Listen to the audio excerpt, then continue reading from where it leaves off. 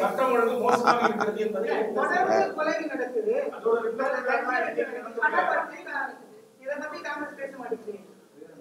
நீங்க என்ன புதுசா இன்னைக்கு தான் வரீங்களா? நேத்துக்கு வரலையா பத்திரிகையாளர் சந்திப்புக்கு?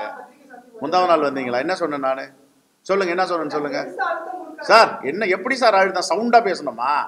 சில பேர்லாம் பேசுவாங்க பாருங்க, பத்திரிகையாளர் மிரட்டிங்கன்னு, அப்படி பேசணுமா? எங்களுடைய உணர்வுகளை வெளிப்படுத்தியிருக்கு. இனிமே இப்படிப்பட்ட படுகொலைகள் நடக்கக்கூடாதுன்றோம். அதுக்கு என்ன அர்த்தம்? என்ன சார் அர்த்தம் அதுக்கு? இதெல்லாம் யாருன்னா ஆதரிப்பாங்களா? ஒரு மனிதன் படுகொலை ஆதரிக்கிறான், வேடிக்கை பார்க்கறான், மனுஷனா இருக்க முடியுமா? நேற்றுக்கே சொன்னோம். நேற்றுக்கு சந்தீப் ராய் ரத்தருடைய பத்திரிகையாளருடைய சந்திப்பில் அவர் இப்படி பேசியிருக்க கூடாது, தவறுன்னு உடனே அவரை மாத்துறாங்க. யார் செஞ்சாலும் தவறு தானே சார்? குற்றங்களை எப்படி எந்த ஒரு அரசியல் கட்சிகள் இதை அனுமதிக்க முடியும்? யாரும் அனுமதிக்க மாட்டாங்க. அதுக்கு தான் இப்போ பாஜக பற்றி பேசும்போது, பாஜக எதிர்கட்சியாக இருக்கலாம் எங்களுக்கு, ஆனால் எதிரி கட்சி கிடையாது. சில விஷயங்கள்லாம் நாங்கள் உடன்படவே மாட்டோம் அவங்க கூட, சித்தாந்தத்து அடிப்படையில். ஆனால் ட்ரையல் மீடியா நம்ம நடத்த முடியாது. புலன் விசாரணை காவல்துறை தான் நடத்தணும். சட்டம் ஒழுங்கு இன்னும் உறுதியாக இருக்க வேண்டும். குற்றங்கள் நடக்காமல் பார்த்து கொள்ள வேண்டும். இந்த சட்டம் ஒழுங்கு பிரச்சனை, கொலைகள் நடப்பது, குற்றங்கள் நடப்பதை அது எந்த ஆட்சியாளர்களும் விரும்ப மாட்டார்கள். விருப்பத்தோடு யாரும் இதை ஏற்றுக்கொள்ளவும் மாட்டார்கள். ஆனால் இன்னும் இரும்பு கரம் கொண்டு அடக்க வேண்டும். குறிப்பாக போதைப் பொருட்கள் நடமாட்டம். இந்த போதைப் பொருட்கள் நடமாட்டத்தை முழுமையாக தடுத்து நிறுத்த வேண்டும். காங்கிரஸ் கட்சிக்குள்ள ஒரு சித்தாந்த கொள்கை உள்ள ஒரு கட்சியிலிருந்து அப்படியே எதிர்மறையாக உள்ள சித்தாந்தம் உள்ள ஒரு கட்சிக்கு தன் சேலையை மாற்றிக்கொள்வது போல் படத்தில் தன் கட்சியை மாற்றிக்கொண்டவர் தான் அக்கா குஷ்பு அவர்கள். இங்கு வாய்ப்பு கிடைக்கவில்லை. காங்கிரஸ் கமிட்டியில் அவருக்கு தேர்தல் நிற்பதற்கான வாய்ப்பு கிடைக்கவில்லை.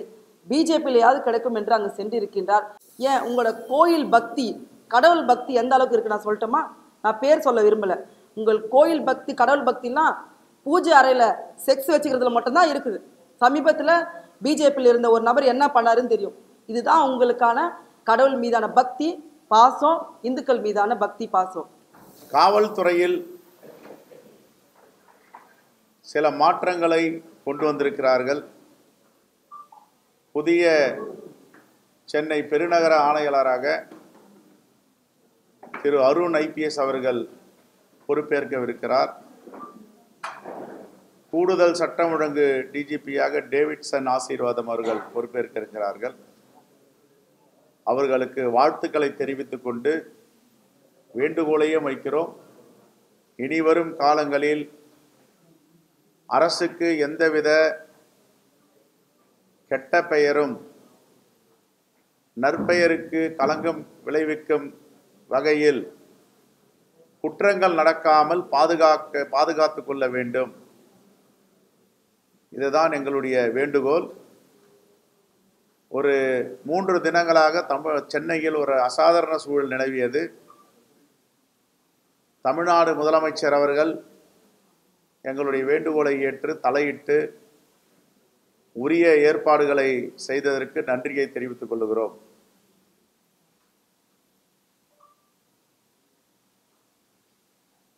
குறிப்பாக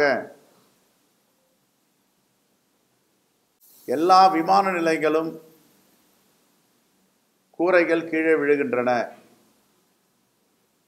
கட்டடங்கள் ஆபத்தான நிலையில் இருக்கிறது. இதற்கு என்ன காரணம் என்று கேட்ட பொழுது, தேர்தல் நன்கொடை பத்திரமாக பணத்தை எங்களிடம் வாங்கி கொண்ட பிறகு நாங்கள் எப்படி தரமான கட்டிடத்தை தர முடியும் என்ற கேள்வி அங்கங்கே எழுந்து வருகிறது.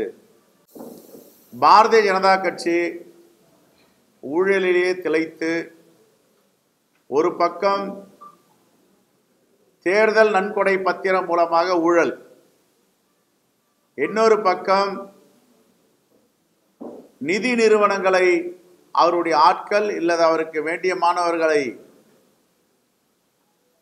டேக் ஓவர் செய்து அந்த பணத்தை எடுப்பது. மூன்றாவது, யார் யாரெல்லாம் கடத்தலில் ஈடுபடுகிறார்களோ, தங்க கடத்தல், மக்களிடம், ஏழை எளிய மக்களிடம் ஆசை வார்த்தைகளை காட்டி கிராமங்களில் உள்ள மக்களை 1000 ரூபாய் கொடுத்தால் நாங்கள் 1 லட்சம் தருகிறோம் என்று கடின உழைப்பால் அவருடைய வாழ்க்கை சேமிப்பை ஏமாற்றி டெபாசிட் என்ற பெயரில் பெற்று ஏமாற்றுவது பல ஆயிரம் கோடிகள், 1 2 அல்ல. இப்படி ஏமாற்றுவர்களுக்கு பாதுகாப்பு கொடுப்பது எந்த கட்சி? பாரதிய ஜனதா கட்சி என்ற ஒரு கட்சி. அது பங்கு சந்தை மோசடியாகட்டும், நிதி நிறுவனங்கள் மோசடியாகட்டும், தங்க கடத்தலாகட்டும், ஏழை எளிய மக்களிடம் ஏமாற்றி பெறப்பட்ட ஆயிரக்கணக்கான கோடிகள் அந்த உரிமையாளர்களுக்கு கட்சியில காவல்துறை முதல் தகவல் அறிக்கை FIR போட்ட பிறகு ஒரு கட்சியில பொறுப்பு கொடுக்குறாங்க. இதையெல்லாம் எதை காட்டுகிறது? தமிழ்நாட்டு மக்களுக்கு எதிராக தேர்தல் நன்கொடை, அவருடைய ஏஜென்சிகளை அனுப்பி மிரட்டி பணம் பெறுவது என்பது வேறு. மத்திய ஒன்றிய அரசை பயன்படுத்தி இப்படிப்பட்ட வேலையில் இறங்கி நிதி நிறுவனங்களை டேக் ஓவர் செய்வது, வெகுஜன மக்களை ஏமாற்றி ஆயிரக்கணக்கான கோடிகளை கொள்ளையடித்து வந்தால் அவர்களுக்கு கட்சியிலே முக்கிய பங்களித்து பொறுப்புகள் கொடுத்து அவர்களை ஆதரிப்பது, அரவணைப்பது, காப்பாற்றுவது அல்லது தைரியம் கொடுப்பது, இதுதான் பாஜகவுடைய சித்தாந்தமாக என்று தமிழ்நாட்டில் இருக்கிறது. ஆருத்ரா கோல்டுல முதல் தகவல் அறிக்கையெல்லாம் ஒரு குற்றவாளி நாங்கள் சேர்க்கப்படுகிறோம், நீதிமன்றத்தில் நிறுத்துவோம், முதல் தகவலை கொடுத்த பிறகு விளையாட்டு பாஜக விளையாட்டுத் துறையில் விளையாட்டாக இவர்களை சேர்த்து வெகுஜன மக்களுடைய விரோதத்திற்கு ஆளாகி அவர்களிடம் என்ன பெற்றார்கள் என்று தெரியவில்லை. ஆனால் அந்த அதிகாரமும் அந்த ஏமாற்று பணமும் எதுவரை பாய்ந்திருக்கிறது என்றால், ஒன்றிய அமைச்சரை சந்திக்கிறார்கள், பிரதம மந்திரி கூட்டத்திலே கலந்து கொள்ளுகிறார்கள். இதையெல்லாம் எதை காட்டுகிறது?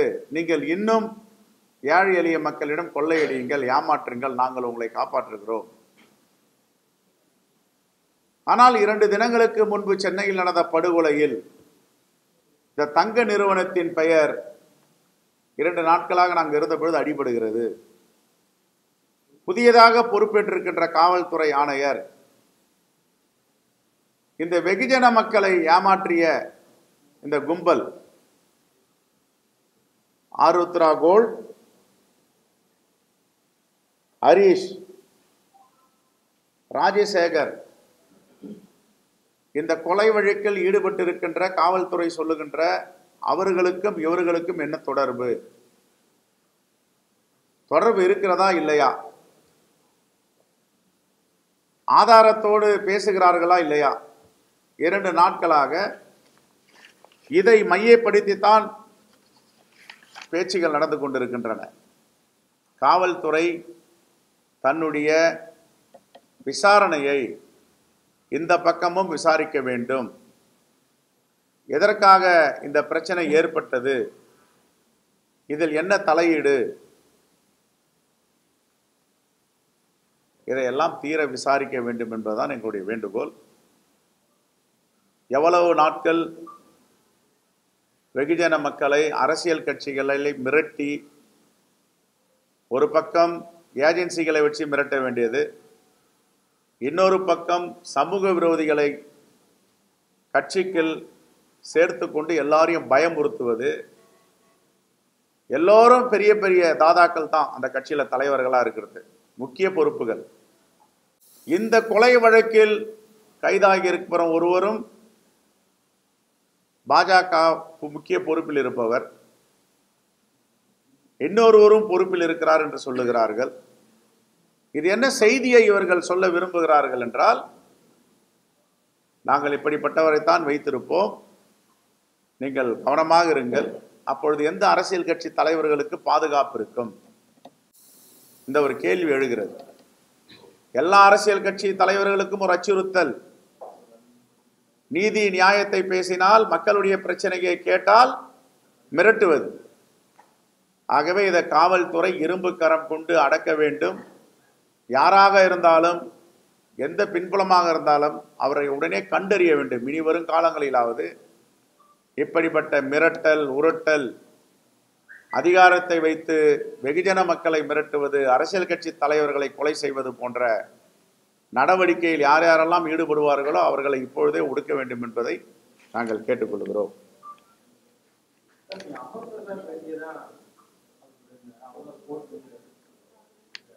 நாங்கள் சொல்லலை, நீங்கள் தான் சொல்கிறீங்க. 2 நாளாக பத்திரிகையாளர்லாம் அதான் சொல்கிறாங்க. ஒருத்தர் மேலே ஒரு எஃப்ஐஆர், முதல் தகவல் அறிக்கை பதிவு பண்ணுறாங்க. பதிவு பண்ண பிறகு கட்சியில் இணைச்சு அவருக்கு பொறுப்பு கொடுக்குறாங்க, மாநில அளவில் பொறுப்பு. கைது செய்யப்பட்டவர்கள் ஒருத்தர் அமைச்சர், முன்னாள் அமைச்சர் நாசரோட புகைப்படத்தில் இருக்காரு. அவர் என்ன பொறுப்புல இருக்காரு? திமுக போஸ்டரோட சமூக வலைதளத்துல வந்திருக்கு. அதை நீங்க பாக்கலையா? அவர் கைது செய்யப்பட்டவர்கள ஒருவர் போலீசாரால் கைது செய்யப்பட்டவர். இது ஒண்ணு. இரண்டாவது, ஒரு மாதத்தில் 132 கொலைகள் நடக்கிற அளவுக்கு சட்டம் ஒழுங்கு சீரழிந்திருக்கிறது சீமான் கூறியிருக்கிறார். இப்போ நான் நீங்கள் கேட்கறதுக்கு முன்னாடி நான் தான் சொன்னேன், இனி வரும் காலங்களில் எப்படிப்பட்ட சம்பவங்கள் நடக்காமல் புதிய பெருநகர காவல்துறை ஆணையாளர் பார்த்து கொள்ள வேண்டும், நடவடிக்கை எடுக்க வேண்டும். நடப்பதற்கு முன்பாக நடவடிக்கை எடுக்க வேண்டும்லாம் இப்போ முன்னாடி தான் சொல்கிறேன். நீங்கள் இதை எப்படி பார்க்குறீங்கன்னா, தவறு நடக்குதுன்னு தானே சொல்கிறோம், நடக்கக்கூடாதுன்னு சொல்கிறேன். இனிமேல் பாதுகாப்பு. நேற்றுக்கு நாங்கள் விசாரிச்சதில் திமுக பொறுப்பில் இல்லை, ஒரு மேலாள் அமைச்சர் கூட புகைப்படம் எடுத்திருக்கார். ஆனால் அந்த கட்சியில் வந்து குற்றப்பத்திரிகை தாக்கல் செஞ்ச பிறகு அவருக்கு பொறுப்பு கொடுக்கல. அது அவருடைய உரிமை, அவர் கேட்குறாங்க, நம்ம என்ன சொல்ல முடியும்? அவருடைய கட்சி நடத்துகிறார், ஒரு தேசிய தலைவர். ஒவ்வொருத்தருக்கும் ஒரு பார்வை. என்னை பொறுத்தவரை தமிழ்நாட்டு காவல்துறை ஸ்காட்லாந்து காவல்துறைக்கு நிகரான காவல்துறைன்னு எல்லோரும் பேசியிருக்கோம். பேசாதவங்க யாருமே கிடையாது. தமிழ்நாட்டை யாரும் விட்டு கொடுக்க முடியாது, தமிழ்நாட்டு காவல்துறை விட்டு கொடுக்க முடியாது. அந்த அடிப்படையில் நம்பிக்கை இருக்கு. இன்னும் சிறப்பான யார் யாரெல்லாம் இதில் பின்புலமாக இருக்காங்க அதான் சொல்ல வரேன். நேற்றுக்கு 2 நாட்களாக அந்த இறப்பில் நான் இருந்த பொழுது, நேற்றைய முன்தினமும் எல்லோர் வாயிலும் வர பேச்சுக்கள் என்னவென்றால், இந்த தங்க நிறுவனம் ஆருத்ரா கோல்ட், இதில் ஏன் முதல் தகவலை அறிக்கை தாக்கல் செய்த பிறகு துணிச்சலாக ஒரு தேசிய கட்சி அவர்களுக்கு பொறுப்பை கொடுத்தது ஒன்று. இரண்டாவது, அவர்களை அழைத்து கொண்டு போய் ஒன்றிய அமைச்சர்களை சந்திக்க வைத்தது, பிரதமருடைய கூட்டத்தில் கலந்து கொள்ள வைத்தது. இதையெல்லாம் எதை காட்டுகிறது? அப்பொழுது ஒரு சாதாரணமாக ஒரு தேசிய கட்சியின் மாநில தலைவரை வெட்டி கொலை செய்வதற்கு துணிச்சல் இருக்குமா என்ற ஐயத்தையும் அவர்கள் எழுப்பினார்கள். அந்த அடிப்படையில் தான் காவல்துறை கிட்ட நாங்கள் கேட்பது, ஒரே கோணத்தில் விசாரிக்காமல் பல கோணத்தில் விசாரியுங்கள். 2 நாட்களாக என்ன பேசிக்கொண்டு இருக்கிறார்களோ அந்த தங்க நிறுவனம் அவர்களிடையும் விசாரிங்கள் என்று தான் நாங்கள் சொல்லுகிறோம்.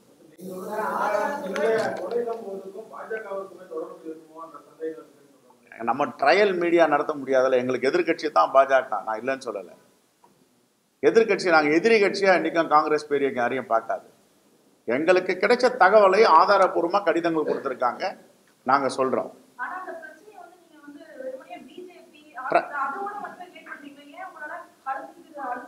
எல்லாத்தையும் சொல்றோமா, பல கோணங்களில் என்றோம். பல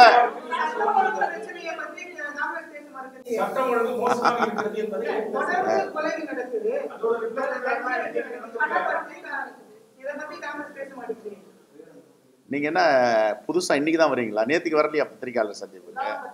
முந்தாவ நாள் வந்தீங்களா? என்ன சொன்னேன் நானு? சொல்லுங்க, என்ன சொன்னேன்னு சொல்லுங்க சார். என்ன எப்படி சார் அழுத்தம்? சவுண்டா பேசணுமா? சில பேர்லாம் பேசுவாங்க பாருங்க, பத்திரிகையாளராக மிரட்டிங்கன்னு, அப்படி பேசணுமா? எங்களுடைய உணர்வுகளை வெளிப்படுத்தியிருக்கு. இனிமே இப்படிப்பட்ட படுகொலைகள் நடக்கக்கூடாதுன்றோம். அதுக்கு என்ன அர்த்தம்? என்ன சார் அர்த்தம் அதுக்கு? இதெல்லாம் யாருன்னா ஆதரிப்பாங்களா? ஒரு மனிதன் படுகொலை ஆதரிக்கிறான், வேடிக்கை பார்க்குறான்னா மனுஷனா இருக்க முடியுமா? நாங்கள் என்ன ஆதரிக்கிற மாதிரி கேள்வி கேட்குறீங்களா? அப்படிலாம் கிடையாது. இது வருத்தத்தக்க நிகழ்ச்சி. இது யாருன்னா ரசிப்பாங்களா? கொலை நடந்துகிட்டே இருக்கோங்க, நாங்கள் ஒரு கட்சி நடத்துகிறோம். மனிதனாய் பிறந்தவன் மனித நேயத்தோடு இருப்பன், யாரும் அதை ரசிக்க மாட்டாங்க. நாங்கள் தொடர்ந்து வலியுறுத்தி வரோம், இப்படி போன்ற படுகொலைகள், குற்றங்கள் நடக்காமல் பாதுகாக்க வேண்டும். நேற்றுக்கே சொன்னோம். நேற்றுக்கு சந்தீப் ராய் ரத்தருடைய பத்திரிகையாளருடைய சந்திப்பில் அவர் இப்படி பேசியிருக்க கூடாது, தவறுன்னு உடனே அவரை மாத்துறாங்க. யார் செஞ்சாலும் தவறு தானே சார்? குற்றங்களை எப்படி எந்த ஒரு அரசியல் கட்சிகள் இதை அனுமதிக்க முடியும், யாரும் அனுமதிக்க மாட்டாங்க. அதுக்கு தான் இப்போ பாஜக பற்றி பேசும்போது, பாஜக எதிர்கட்சியாக இருக்கலாம் எங்களுக்கு, ஆனால் எதிரி கட்சி கிடையாது. சில விஷயங்கள்லாம் நாங்கள் உடன்படவே மாட்டோம் அவங்க கூட சித்தாந்தத்து அடிப்படையில். ஆனால் ட்ரையல் மீடியா நம்ம நடத்த முடியாது. புலன் விசாரணை காவல்துறை தான் நடத்தணும்.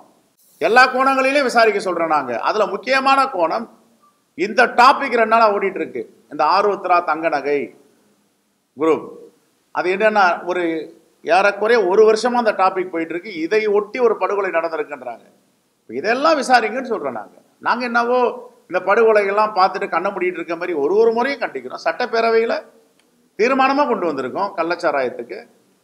ஆகையால் நாம் என்ன சொல்கிறோன்னா, நான் அதுக்குள்ளே போயிடல. ஸ்டாட்டிஸ்டிக்ஸ்னு பார்த்தா இந்த ஆட்சியில் இந்த மாதங்களில் இந்த வருடங்களில் இவ்வளோ தான் கம்மியாக நடந்திருக்கு, அந்த ஆட்சியில் அதிகமாக நடந்து ஒப்பிட்டுலாம் பார்க்க விரும்பல. நாங்கள் அது சொல்ல வேண்டியவங்க நிறைய பேர் சொல்லுவாங்க. எங்களை பொறுத்தவரை குற்றங்கள் இல்லாத தமிழ்நாடாக மாற வேண்டும், அதற்கு நடவடிக்கை எடுக்க வேண்டும்.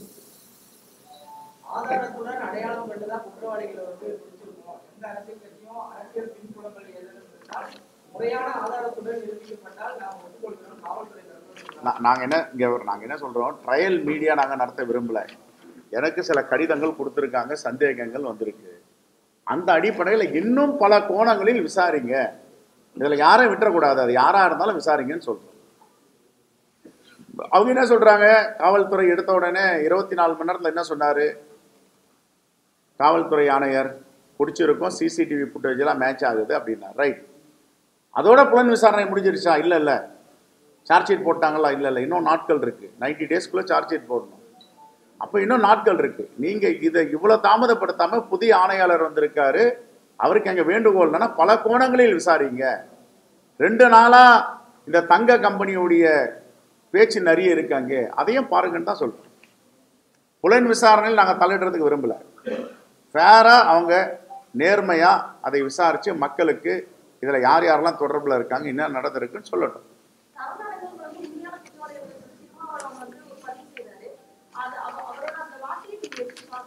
இல்லைம்மா, உண்மையான குற்றவாளி அப்படிலாம் கிடையாது. சங்கராச்சாரியார் கொலை வழக்கிலிருந்து நீங்கள் எடுத்துக்கங்க, சரண்டர் ஆகுவாங்க. சரண்டர் ஆகுங்கிறவங்க சங்கராச்சாரியுடைய கொலை வழக்கில் சரண்டர் ஆனாங்க. அப்போ சக்திவேல்னு அடிஷ்னல் எஸ்பி, அவர் தான் இன்வெஸ்டிகேஷன் ஆஃபீஸர், அவர் தான் போய் விசாரித்தார். குற்றவாளிகள் சரண்டர் ஆனாங்க. எல்லாரையும் தனித்தனியாக கூட்டிகிட்டு போனாங்க, ஒரு டீமாக வச்சு. எங்கடா உட்காந்துருந்தார் சங்கராமன் சொல்லுங்கன்னாங்க. அவனுக்கு தெரியாதுல்ல, அந்த சீன் ஆஃப் கிரைம்க்கு அவன் போகல. அவன் என்ன சொன்னான், திண்ணையில் உட்காந்துருந்தாருன்னா. இன்னொருத்தன் என்ன சொன்னான், நடுவீட்டில் உட்காந்துருந்தாருன்னா. சரண்டர் ஆனவங்க எவனுமே அவர் எங்கே உட்காந்துருந்தாருன்னு சொல்ல முடியல.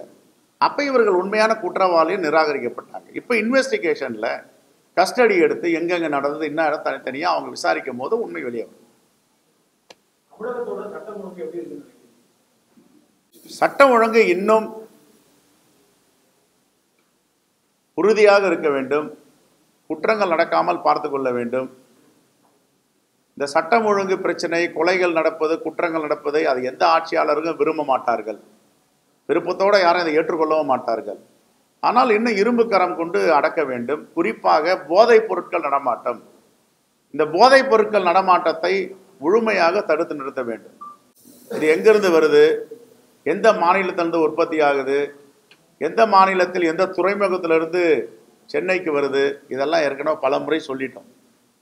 அதை கட்டுப்படுத்தணும். தேங்க்யூ. ரைட் சார், டெல்லி ஆர்ப்பாட்டம் சொன்னீங்க, குரூப் லாவுது அப்படின்னு யூனியன் மினிஸ்டர் சொல்லிட்டாரு, அது காங்கிரஸ் காலத்தில் கட்டப்பட்டது, அதனால எங்கள் கட்டது கிடையாது சொல்லி அவர் பேசியிருக்காரு. காங்கிரஸ்காரர்கள் எங்க நாங்கள் கூறலாம் போட்டோம். 2009 கட்டப்பட்டது அவரே சொல்லியிருக்காரு. சார், ஒரு பயனாளிகிட்டையும் 1300 ரூபாய் வாங்குறாங்க இன்டர்நேஷ்னல் ஃப்ளைட்டில், நேஷ்னல் டொமஸ்டிக்கில் வாங்குறாங்க. ஒரு வருடமும் அதை இன்ஸ்பெக்ஷன் பண்ணி அதோடைய தரம் சரியாக இருக்கான்றத செய்ய வேண்டிய பொறுப்பும் கடமையும் குவாலிட்டி கண்ட்ரோல் அந்த ஏஏஐ ஏர்போர்ட் அத்தாரிட்டிக்கு உண்டு. நாங்கள் ஆட்சியை இழந்து 10 ஆண்டுகளுக்கு மேலே ஆயிடுச்சு. வருஷம் இன்ஸ்பெக்ஷன் பண்ணி சர்டிஃபிகேட் கொடுக்கணும். அதுக்கு கூரை உறுதியாக இருக்குது, கட்டடம் உறுதியாக இருக்குது. 10 வருஷமாக என்ன பண்ணிட்டு இருந்தாங்க? 10 வருஷமாக உறுதியாக இருந்துச்சுல்ல. இவர்கள் கட்டின விமான நிலையம் தான் விழுந்துட்டு இருக்கு. இப்போ சென்னையில் நரேந்திர மோடி திறந்துட்டு வந்தார், அங்கே போயிட்டு பாருங்க எவ்வளோ தண்ணி லீக்கேஜ் இருக்கு, கீழே கொட்டுது அப்படின்ட்டு. குஷ்பு அவர்கள் தொடர்ச்சியாக தவறான பொய்யான செய்திகளை தமிழக மக்களுக்கு கொடுத்து கொண்டு வருகிறார். சமீபத்தில் ரொம்ப நாளாவே அவங்க எங்க இருக்காங்கன்னே தெரியல. தேர்தல் நடக்கும் பொழுது தமிழகத்தில் இருக்கின்ற பெண்களுக்கு எதிராக, பெண்களை அவமானப்படுத்தும் விதமாக ஒரு செய்தியை சொன்னார். என்னவென்றால், தமிழக அரசாங்கம் பெண்களுக்கு, சாதாரண ஏழை குடும்பத்தை சார்ந்த பெண்களுக்கு மகளிர் உரிமை தொகை வழங்குகின்றார்கள். அந்த தொகையை வாங்குகின்ற பெண்கள் எல்லாம் பிச்சைக்காரிகள் என்று சொன்னவர் தான் இந்த குஷ்பு. அந்த மகளிர் உரிமை தொகை வாங்குபவர்கள் யார் என்று பார்த்தீர்கள் என்றால், பெரும்பான்மையான இந்து குடும்பத்தை சார்ந்த இந்து பெண்கள். இந்து பெண்களை அவமரியாதையோடு பேசுகின்றவர் தான், அசிங்கமாக இழிவுபடுத்தி பேசுகின்றவர்கள் தான் குஷ்பு அவர்கள். குஷ்பு ஏற்கனவே இந்து கடவுளையும் இந்துக்களையும் எந்த அளவுக்கு அவமரியாதை செய்தார் என்பது உங்கள் பத்திரிகையில் ஊடகங்கள் வந்த செய்தி. இந்து கடவுள் சிலையின் பக்கத்தில் செருப்பை அணிந்து கொண்டு கால் மேல் காலை போட்டிக்கொண்டு அந்த கால் அந்த சிலையின் மீது படுவது போன்று உட்கார்ந்து அமர்ந்து ஒட்டுமொத்த இந்துக்களின் உணர்வுகளை அவமானப்படுத்தியவர் தான் குஷ்பு. இதற்கு மன்னிப்பு கூட கேட்காமல் அப்போது மிகப்பெரிய அவமானத்தை ஏற்படுத்திய குஷ்பு இன்றைக்கு இந்துக்களை தவறாக பேசினார் ராகுல் காந்தி என்ற ஒரு பொய்யான செய்தியை பரப்பி அந்த கும்பல், RSS கும்பல், VHP கும்பல், பஜ்ரங் தங்கள் கும்பல் அவர்களோடு இணைந்து கொண்டு மிக மோசமான தவறான செய்திகளை பரப்பி கொண்டு வருகிறார். அன்றைக்கு நாடாளுமன்றத்தில் இளந்தலைவர் ராகுல் காந்தி பேசும்பொழுது நானும் அங்கு இருந்தேன். தலைவர் சொன்னது ஒன்றே ஒன்றுதான், இந்துக்கள் யாருமே வெறுப்பை பரப்புபவர்கள் கிடையாது, வன்முறை ஏவுபவர்கள் கிடையாது. இந்துக்கள் என்பவர்கள் அன்பை மட்டுமே செலுத்துபவர்கள், இந்து மதம் அதை மட்டுமே போதிக்கின்றது என்று சொன்னார். நான் மக்களிடம், இந்திய தேசத்து மக்களிடம் அன்பை மட்டுமே விதைக்கின்றேன், அன்பு மட்டுமே எனக்கு கிடைக்கின்றது என்று இளந்தலைவர் ராகுல் காந்தி சொன்னார். இந்து கடவுள் மட்டுமல்ல, இஸ்லாமியர் கடவுளாக இருக்கட்டும், கிறிஸ்துவ கடவுளாக இருக்கட்டும், ஜைன கடவுளாக இருக்கட்டும், எந்த கடவுளாக இருந்தாலும் அன்பை மட்டுமே அந்த மதங்கள் போதிக்கின்றது. ஆனால் இன்றைக்கு நாட்டில் நடக்கின்ற சம்பவங்கள் எல்லாம் பார்த்தால் வெறுப்பை மட்டுமே மோடி அவர்கள் விதைத்துக் கொண்டிருக்கின்றார். RSS சித்தாந்தம் வெறுப்பை மட்டுமே மக்கள் உமிழ்ந்து கொண்டிருக்கிறது மக்கள் மீது என்று பேசினார். இதை மட்டுமே பேசாரே தவிர எந்த ஒரு தவறான வார்த்தை இந்துக்களை பற்றி பேசவில்லை. ஏற்கனவே இன்றைக்கு குஷ்பு அவர்கள் எதுக்கு பரிஞ்சு பேசிக் கொண்டிருக்கின்றார் என்று பார்த்தீர்கள் என்றால், இதே குஷ்பு அவர்கள் இங்கு காங்கிரஸ் பேர் இயக்கத்தில் இருக்கும் பொழுது இந்த RSS இந்துத்துவாவை எந்த அளவுக்கு மிக மோசமாக அர்ச்சனை செய்தார் என்பதை நீங்க ட்விட்டர்ல, சமூக வலைதளங்களை பார்த்தீங்கன்னா தெரியும். அவ்வளவு மோசமாக பேசியவர் தான் மோடி அவர்களை மோடி என்று அழைக்கக்கூடாது, அவர் ஊழல் மோடி என்று அழைக்க வேண்டும் என்று சொன்னவர் தான் குஷ்பு அவர்கள். இப்பொழுது திருந்தி போய் எப்படி இந்துக்களுக்காக பேசுகிறார் என்று எனக்கு தெரியவில்லை. சமூக வலைதளத்தில் போனீங்கன்னா நிறைய கிடைக்கும். அக்கா குஷ்பு அவர்கள் RSS பற்றியும், பஜ்ரங் தளத்தை பற்றியும், VHP பற்றியும், அவருடைய வன்முறைகள் எந்த அளவுக்கு RSS சித்தாந்தம் இந்திய நாடு முழுவதும் வன்முறையை கட்டவிழ்த்து விட்டு இந்து மக்களுக்கு எதிராகவே செயல்படுகிறார்கள் என்பதை பேசினார். குறிப்பாக தலித் மக்கள் மாட்டுக்கறி உண்றார்கள் என்ற காரணத்துக்காக இந்து தலித் குழந்தைகளை எந்த அளவுக்கு தோலை உரித்து அவர்களை சித்திரவதை செய்து அடித்தார்கள் இந்த RSS கும்பல் என்பதையும் அவர் RSS கும்பலுக்கு எதிராக பேசியிருக்கின்றார். இப்படி அன்றைக்கு காங்கிரஸ் இயக்கத்தில் இருக்கும்போது பேசிய குஷ்பு இன்றைக்கு அதெல்லாம் மறந்துவிட்டு இந்துக்கு எதிராக பேசுகிறார் ராகுல் காந்தி என்ற பொய்யான செய்தியை கட்டவிழ்த்து விடுகிறார். நான் ஒன்றே ஒன்று கேட்டுக்கொள்கிறேன் சகோதரி குஷ்பு அவர்களை, சமீபத்தில் நீட் தேர்வுல மிகப்பெரிய ஒரு ஊழல் நடந்தது. நீட் தேர்வை எழுதுகின்ற குழந்தைகள் யாரு? இந்து குழந்தைகள் இல்லையா? எத்தனை லட்ச குழந்தைகளோட கனவுகளையும் அந்த குழந்தைகளின் தாய் தந்தையரின் கனவுகளையும் தகர்த்திருக்கிறது இந்த நீட் மிகப்பெரிய ஊழல். அதை பத்தி ஏதாவது ஒரு வார்த்தை அக்கா குஷ்பு பேசினார்களா? இல்ல உத்தரப்பிரதேசத்துல போன வாரத்துல ஒரு சாமியாரை பார்க்க சென்ற இந்துக்கள், இந்து பெண், இந்து ஆண், இந்து குழந்தைகள் போய் அந்த சாமியாரை பார்க்க சென்ற போது ஸ்டாம்பைடு ஆகி 150க்கு மேற்பட்ட உயிர்கள் இழக்கப்பட்டிருக்கிறது. அதை பத்தி குஷ்பு அவர்கள் ஏதாவது ஒரு வார்த்தை பேசினாரா? அவங்கெல்லாம் இந்து கிடையாதா? ஏன் மணிப்பூர்ல 2 இந்து பெண்ணை நிர்வாணப்படுத்தி வீதியில அழைத்து சென்ற இந்த RSS கும்பலை பத்தி ஏதாவது ஒரு வார்த்தை குஷ்பு அவர்கள் பேசினார்களா? இந்தியாவில் இந்துக்களுக்கு எதிராக நடக்கின்ற ஒரு பிரச்சனையை பத்தியோ கவலைப்படாத குஷ்பு அவர்கள் எப்படியாவது தான் வந்து ஊடகத்தில் இருக்க வேண்டும். இளந்தலைவர் ராகுல் காந்தி இன்றைக்கு எதிர்க்கட்சி தலைவராக நாடு முழுவதும் பிரபலமாகவும் உலக அரங்கே திரும்பி பார்க்கின்ற ஒரு மாபெரும் தலைவனாக இன்று இருக்கின்றார். அவரை பற்றி பேசினால் நமக்கு ஏதாவது வந்து ஊடகத்தில் ஒரு பிரபலம் கிடைக்கும்னு நினச்சி அக்கா குஷ்பு அவர்கள் பேசினால் பேசிக்கொள்ளட்டும். ஆனால் தனக்கென்ற ஒரு கொள்கை, தனக்கென்ற ஒரு சித்தாந்தம் எதுவுமே கிடையாது. காங்கிரஸ் கட்சிக்குள்ள ஒரு சித்தாந்த கொள்கை உள்ள ஒரு கட்சியிலிருந்து அப்படியே எதிர்மறையாக உள்ள சித்தாந்தம் உள்ள ஒரு கட்சிக்கு தன் சேலையை மாற்றிக்கொள்வது போல் படத்தில் தன் கட்சியை மாற்றிக்கொண்டவர் தான் அக்கா குஷ்பு அவர்கள். இங்கு வாய்ப்பு கிடைக்கவில்லை. காங்கிரஸ் கமிட்டியில் அவருக்கு தேர்தல் நிற்பதற்கான வாய்ப்பு கிடைக்கவில்லை. பிஜேபியிலையாவது கிடைக்கும் என்று அங்கு சென்றிருக்கின்றார். காங்கிரஸில் யாருக்கு வாய்ப்பு கிடைக்கும் என்றால் உழைக்கின்றவர்களுக்கு, சாதாரண குடும்ப பின்னணியிலிருந்து வருகின்றவர்களுக்கு, இந்த இந்திய தேசத்தை நேசிப்பவர்களுக்கு, இந்தியா ஒற்றுமையாகவும் அமைதியாகவும் சுதந்திரமாக செயல்பட வேண்டும் என்ற எண்ணத்தோடு இருக்கின்றவர்களுக்கு கட்டாயமாக வாய்ப்பு கிடைக்கும். குறிப்பாக நான் பல்வேறு ஆண்டுகளாக இந்த பேரியக்கத்தில் பணியாற்றி கொண்டிருக்கின்றேன். சாதாரண குடும்ப பின்னணியிலிருந்து வந்தவள், மிகப்பெரிய அளவில் பொருளாதார எந்த ஒரு முன்னேற்றமும் இல்லாத ஒரு பெண்மணி, நான் மிக மிக பிற்படுத்தப்பட்ட சமூகத்தை சார்ந்தவள். எனக்கு ஒரு வாய்ப்பை இளந்தலைவர் ராகுல் காந்தியும் தமிழ்நாடு காங்கிரஸ் கமிட்டி தலைவரும் வழங்கினார்கள். அதே போன்று இளந்தலைவர் ராகுல் காந்தி நீங்கள் ராஜஸ்தானில் பார்த்தீங்கன்னா ஒரு மலைவாழ் பெண்ணுக்கு வாய்ப்பு கொடுத்திருக்கிறார். 27 வயதான ஒரு மலைவாழ் பெண்ணுக்கும் பொருளாதார ரீதியான எந்த முன்னேற்றமும் கிடையாது, அவர்களுக்கு எந்த வாய்ப்பும் இல்லை. அப்படிப்பட்ட பெண்களுக்கு மட்டுமே வாய்ப்பு கொடுப்பவர் ராகுல் காந்தி அவர்கள். நீங்கள் இது பார்த்தீங்கன்னா கேரளாவில் பார்த்தீங்கன்னா ரம்யா என்ற பெண், அவங்களும் ஒரு மலைவாழ் பெண். சாதாரண அடித்தட்டு மக்களுக்காக சேவை செய்கின்ற எண்ணம் உள்ள, காங்கிரஸ் சித்தாந்தத்தையும் இந்த தேசத்தின் இறையாண்மையையும் ஒருமைப்பாட்டையும் மதசார்பின்மையும் தூக்கி பிடிக்கின்ற பெண்களுக்கு மட்டுமே காங்கிரஸ் பேரியக்கத்தில் வாய்ப்பு கிடைக்கும். வாய்ப்பு கிடைக்காத குஷ்பு அவர்கள் வேறு கட்சியில் போய் அங்கு ஏதாவது வாய்ப்பு கிடைக்குமா என்று பேசிக் கொண்டிருக்கிறார். அவர்களுக்கு பதில் சொல்வது என்பது வீண். இந்த தமிழ்நாட்டில் இருக்கின்ற ஒட்டுமொத்த பெண்களும் தேர்தல் சமயத்தில் குஷ்பு அவர்கள் பெண்களை பிச்சைக்காரி என்று சொன்ன பிறகு ஒட்டுமொத்த பெண்களும் சகோதரி குஷ்பு அவர்களை வெறுக்கின்றார்கள். ஏதாவது கேள்வி இருந்தால் நீங்க கேள்வி.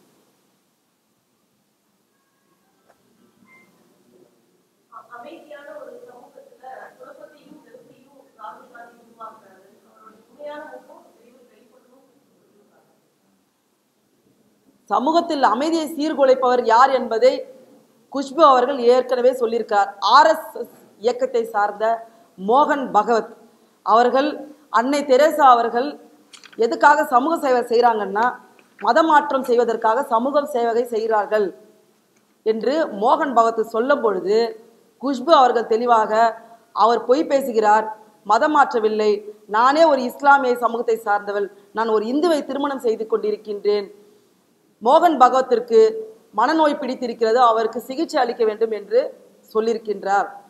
அதனால இன்றைக்கு பாரத் ஜோடோ யாத்திரை இந்திய ஒற்றுமை பயணத்தை இளந்தலைவர் ராகுல் காந்தி அவர்கள் கன்னியாகுமரியிலிருந்து காஷ்மீரில் நடத்தி ஒட்டுமொத்த இந்திய தேசத்தின் மக்களின் நம்பிக்கையை பெற்றிருக்கின்றார். இளந்தலைவர் ராகுல் காந்தி சென்ற வீதிகள் தோறும் கிராமங்கள் தோறும் மக்கள் ஆரவாரத்தோடு அன்பை செலுத்தினார்களே ஒழிய எங்கும் கலவரத்தை ஏற்படுத்தவில்லை. ஆனால் இன்றைக்கு யூபியில் நீங்க பார்த்தீங்கன்னா 150 பேர் இறந்து போயிருக்காங்க. 3 விவசாய வேளாண் விரோத சட்டத்தை கொண்டு வந்து அதை எதிர்த்த விவசாயிகளை 700 பேர் இறந்து போயிருக்காங்க. அதில் ஒரு 4 பேரை வந்து பாஜகவை சார்ந்த MLA எப்படி ஜீப் ஏற்றி கொன்றார் என்பதை அத்தனை காட்சிகள் நம்ம பார்த்தோம். வன்முறையை யார் ஏவி விடுகிறார்கள் என்று முந்தானத்து கூட நீங்க பார்த்தீங்கன்னா இளந்தலைவர் ராகுல் காந்தி குஜராத்தில் ஒரு காங்கிரஸ் பேரியக்கத்தின் கூட்டத்துக்கு சென்ற போது கூட காங்கிரஸ் அலுவலகத்தை வன்முறையை ஏவிவிட்டு காங்கிரஸ் அலுவலகத்தை தாக்கினார்கள். அதற்கு கூட இளந்தலைவர் ராகுல் காந்தி பெரிய அளவில் எந்த ஒரு வன்முறையை ஏவிவிடவில்லை, சொல்லவும் இல்லை கருத்து. ஆனால் ஒரே ஒரு கருத்தை மட்டும் சொன்னார், நீங்கள் எங்கள் அலுவலகத்தை தாக்கலாம், ஆனால் நாங்கள் கூடிய விரைவில் குஜராத்தில் உங்கள் ஆட்சியை அகற்றுவோம் என்று உறுதியாக சொல்லி இருக்கிறார் அங்கு. ஸோ வன்முறையை ஏவிவிடுவர்கள், வன்முறையை விரும்புபவர்கள், RSSின் சித்தாந்தம் ஒவ்வொரு பாஜகவின் உறுப்பினரின் ரத்தத்திலும் அந்த வன்முறை ஊறிக்கொண்டிருக்கின்றதை தவிர காங்கிரஸ் பேரியக்கத்தில் இருக்கின்ற ஒவ்வொரு மனிதனும் இந்த தேசத்தை நேசிப்பவன், இந்த தேசம் அமைதியாக இருக்க வேண்டும் என்று எண்ணம் கொண்டவன். அப்படிப்பட்டவனுக்கு வன்முறை என்றால் என்னவென்று தெரியாது. யாராவது ஒரு தலைவரோட நீங்க சொல்லுங்க, வன்முறையை ஏவிவிட்டு மிகப்பெரிய லா அண்ட் ஆர்டர் சுச்சுவேஷனை எந்த மாநிலத்திலாவது காங்கிரஸ் இயக்கத்தை சார்ந்தவர்கள் எடுத்திருக்கிறார்கள் செய்திருக்கிறார்கள் என்று ஒரு எடுத்துக்காட்டாவது நீங்க சொல்லுங்க, நான் ஏற்றுக்கொள்கிறேன். ஆனால் என்னால் பெரிய லிஸ்டே தர முடியும். RSS இயக்கத்தை சார்ந்தவர்கள், VHP இயக்கத்தை சார்ந்தவர்கள், பஜ்ரங் தள் இயக்கத்தை சார்ந்தவர்கள்லாம் எங்கெங்க மத ரீதியாக, சாதி ரீதியாக, மொழி ரீதியாக பிரிவினை ஏற்படுத்தி கொண்டு பேசிக் கொண்டிருக்கிறார்கள். ஏன் சமீபத்தில் நடந்த தேர்தலில் கூட, தேர்தல் பிரச்சாரத்தில் ஒரு தேசத்தின் பிரதம மந்திரி எவ்வளவு மோசமாக இஸ்லாமிய சகோதரர்கள் உங்கள் உடைமைகளை எடுத்துக்கொள்வார்கள், உங்கள் சொத்துக்களை பறித்துக் கொள்வார்கள் என்று சமுதாயத்தில் மிகப்பெரிய கலவரம் ஏற்படுத்தும் விதமாக பேசியவரே மோடி அவர்கள். அப்படி இருக்கும் பொழுது ராகுல் காந்தியின் கேள்விகளை எதிர்கொள்ள முடியாமல், திராணி இல்லாமல், இன்றைக்கு பயந்து நடுங்கி அவர்கள் பொய் பிரச்சாரத்தை இளந்தலைவர் ராகுல் காந்தி மீது எடுத்து சொல்லிக் கொண்டிருக்கின்றார்கள்.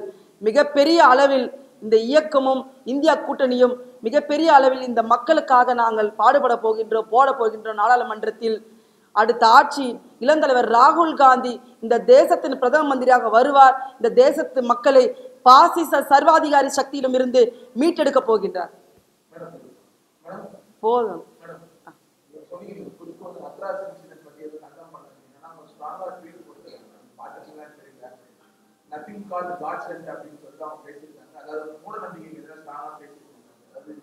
மூட நம்பிக்கைக்கு எதிராக பேசிய குஷ்பு என்னை போன்ற ஒரு பிரஸ் மீட்டை வச்சு ஒரு சாமியார், இந்து சாமியாரை போய் பார்க்க போய் 150 பேர் போய் இறந்துட்டாங்க. 150 பேர் என்பது ஒரு தனி மனிதர் கிடையாது. 150 பேருக்கும் குடும்பம் இருந்திருக்கும். ஒரு குடும்பத்தில் 4 பேர் இருந்திருக்கலாம், 3 பேர் இருந்திருக்கலாம். அத்தனை பேர் உயிர் இழந்திருக்காங்க. அவர்களுக்காக ஒரு அனுதாபத்தை தெரிவித்து இது போன்ற விஷயங்கள் நடக்கக்கூடாதுன்னு நீங்கள் பேசியிருக்கணும். தொடர்ச்சியாக இது நடந்துட்டு தான் வந்துட்டு இருக்காங்க. யூபியில் அத்ராஸில் அதை பற்றி பேசலை ஒன்று. இன்னொன்று நீங்கள் பார்த்தீங்கன்னா அதை பேசுறதுக்கு பதிலாக அந்த கருத்தை வந்து தெளிய வைக்கிறதுக்கு பதிலாக அது ஸ்ட்ராங்காக நீங்கள் சார்ந்த பிஜேபி இயக்கத்தை பற்றி கேள்வி கேட்கறதுக்கு பதிலாக ராகுல் காந்தி பற்றி பேசுகிறீங்கன்னா உங்களுக்கு ஒரு பயம், நடுக்கம் இருக்குது. அங்கே ஏதாவது பேசிட்டா நமக்கு வருங்காலத்தில் சீட் கொடுக்க மாட்டாங்க, இல்லை நமக்கு ஏதாவது பதவி வராதுன்ற ஒரு பயம், அச்ச உணர்வு இருக்குது. நீங்கள் ஒரு மகளிர் ஆணையத்தோட தேசிய அளவிலான உறுப்பினர். நீங்கள் மணிப்பூர் இஷ்யூக்கு என்ன ரியாக்ஷன் காமிச்சிங்க? உங்கள் மனசாட்சிக்கே நான் விட்டுடுறேன். ஏன் உங்களோட கோயில் பக்தி, கடவுள் பக்தி எந்த அளவுக்கு இருக்குது நான் சொல்லட்டுமா? நான் பேர் சொல்ல விரும்பலை. உங்கள் கோயில் பக்தி, கடவுள் பக்திலாம் பூஜை அறையில் செக்ஸ் வச்சுக்கிறதுல மட்டும்தான் இருக்குது. சமீபத்தில் பிஜேபியில் இருந்த ஒரு நபர் என்ன பண்ணாருன்னு தெரியும். இதுதான் உங்களுக்கான கடவுள் மீதான பக்தி பாசம், இந்துக்கள் மீதான பக்தி பாசம்.